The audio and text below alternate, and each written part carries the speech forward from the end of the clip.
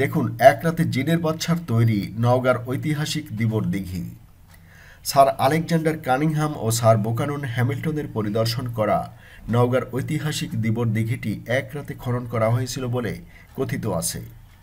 প্রাচীন স্থাপত্য পুরাকীর্তির অনুপম নিদর্শন এবং হাজার বছরের বাংলা ও বাঙালির শৌর্য বীর্যের প্রতীক হিসেবে আজও দণ্ডায়মান এ দিঘির বিজয় স্তম্ভ। আর সেটি দেখার জন্য দেশের বিভিন্ন স্থান থেকে প্রতিদিন শত শত দর্শনার্থী ভিড় জমাচ্ছেন। ইতিহাস সমৃদ্ধ দিবর দিঘি বরেন্দ্রভূমি জেলার পত্নীতলা উপজেলার দিবর ইউনিয়নের দিবর গ্রামে অবস্থিত।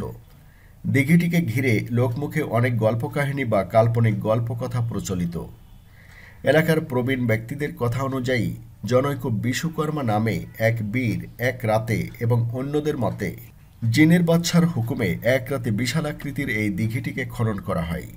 তবে আজ অবধি বিজ্ঞানসম্মতভাবে জানা যায়নি দেশের কোন কৃতি সন্তান এই প্রাচীন দিঘি ও স্তম্ভটি প্রতিষ্ঠিত করেছিলেন।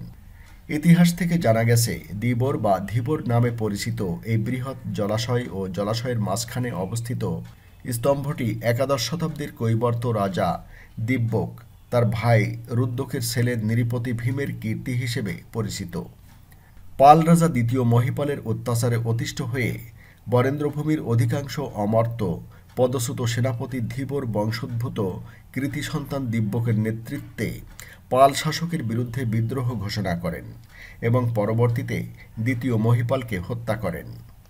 পরে সর্বসম্মতিক্রমে দিব্যককে বরেন্দ্রভূমির অধিপতি নির্বাচন করা হয়। অল্পকাল পরে দিব্যক মারা গেলে প্রথমে রুদ্রকের ছেলে ভীম সিংহাসনে বসেন। তিনিই একমাত্র কৈবর্ত বংশীয় রাজা যিনি প্রায় ২৫-৩০ বছর বরেন্দ্রভূমি শাসন করেন। পরে দ্বিতীয় মহিপালের ভাই রামপাল ভীমকে পরাজিত ও হত্যা করে রাজ্য পুনরুদ্ধার করেন। তবে কোন কৃতি কৈবর্ত রাজা বিজয়স্তম্ভটি নির্মাণ করেছিলেন তা আজ অবধি সঠিকভাবে জানা যায়নি।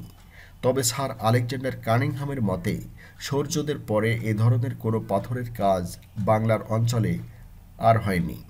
সেই ভিত্তিতে প্রত্নতত্ত্ববিদ আবুল কালাম জাকারিয়ার মতে বিজয়স্তম্ভটি খ্রিস্টপূর্ব ৩য় শতকে নির্মিত হওয়া সম্ভব।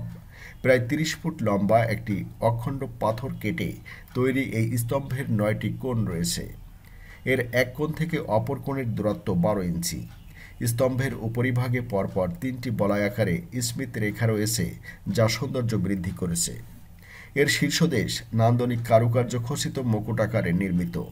পানির উপরিভাগে স্তম্ভের উচ্চতা ১০ ফুট, পানির ভিতর ১০ ফুট এবং মাটির নিচে ১০ ফুট।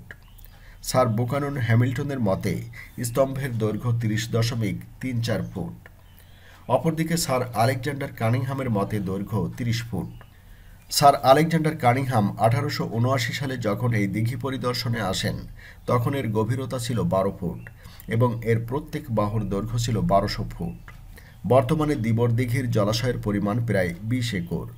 বর্তমানে ঐতিহাসিক এ দিবর দিঘিতে দেশের বিভিন্ন স্থান থেকে প্রতিদিন বনভোজন ও ভ্রমণের উদ্দেশ্যে শত শত মানুষের সমাগম ঘটছে। প্রকৃতির অপরূপ নয়নাভিরাম এই দিঘির চতুর্দিকে রাজশাহী সামাজিক বন বিভাগ কর্তৃক বিস্তীর্ণ এলাকা জুড়ে রয়েছে কৃত্রিম বন, যা দিঘির সৌন্দর্য বৃদ্ধির পাশাপাশি ছায়া সুশীতল মনোরম পরিবেশ সৃষ্টি করেছে। এদিকে দলমত নির্বিশেষে মানুষের দাবি হাজার বছরের বাংলা ও বাঙালির শৌর্য বীর্যের প্রতীক এবং প্রাচীন পুরাকীর্তির অনুপম নিদর্শন ঐতিহাসিক দিবর দিঘিকে দেশের অন্যতম পর্যটন কেন্দ্র হিসেবে গড়ে তোলা হোক।